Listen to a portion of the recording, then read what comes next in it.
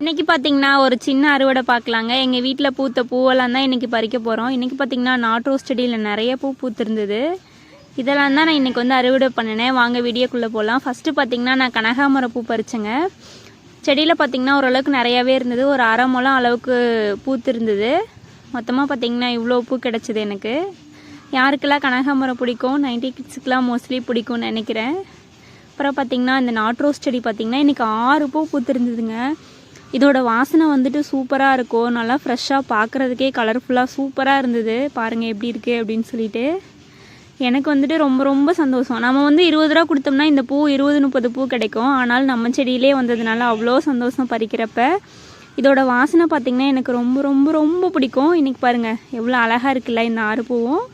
இதையும் பறித்து எடுத்துகிட்டு சிகப்பு ரோஸா செடியில் பார்த்திங்கன்னா ஒரு ரோஸ் இருந்தது, ரெட் ரோஸ் அழகாக இருந்தது.